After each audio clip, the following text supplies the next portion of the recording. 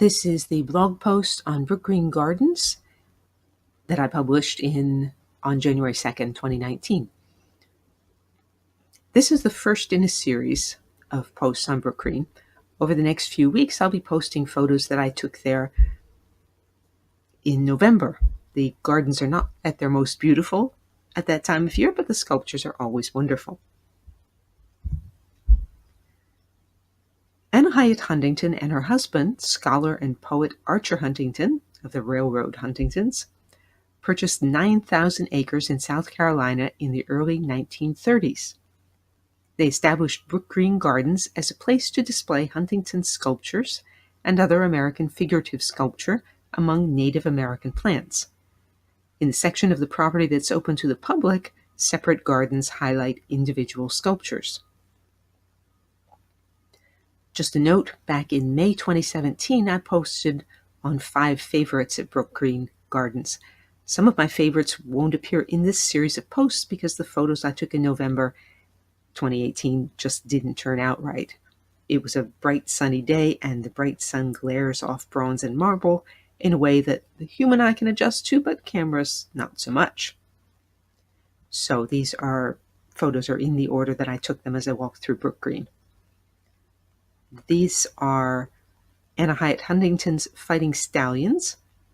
It's a 15-foot high aluminum sculpture created in 1950 that stands at the entrance to Brookgreen, just where you turn off the main highway.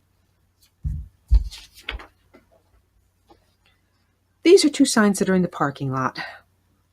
I just can't seem to get away from Alexander Hamilton and his colleagues. Brookgreen stands on the site of the Oaks, which was the home of Joseph Alston, governor of South Carolina, who married Aaron Burr's daughter, Theodosia.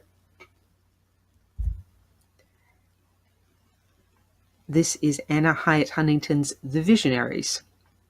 This allegorical group commemorates Anna and her husband, Archer Huntington. They're surrounded by objects that represent their personal interests: books, scrolls, a parrot, a monkey, a tree. On the back of the work are 3 stanzas from Archer's poem The Silver Gardens, which celebrates Brookgreen. It's 10.5 feet tall, and it was created in 1955.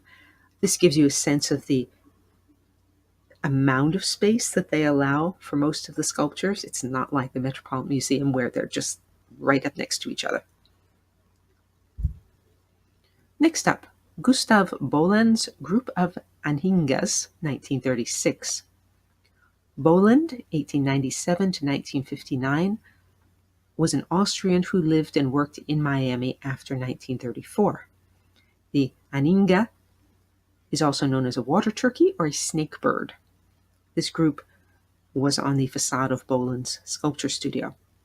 I don't usually gravitate to animal sculptures, but I like the lines of this one and that soft burnished look of the aluminum. And last for this blog post, Harriet Hyatt Mayer's Girl with Fish. Mayer, 1868 to 1960, was Anna Hyatt Huntington's sister. This life-size work, modeled before 1900, was inspired by Mowgli in Kipling's Jungle Book. If you don't already belong to the Sunday recommendations list, visit the URL on screen or email me. You can also support me starting at $5 a month. I really appreciate that. Or follow me for free on Patreon. And check out DianeDuranteWriter.com for hundreds of posts on sculpture, painting, poetry, Central Park, and my other obsessions. Thank you for listening.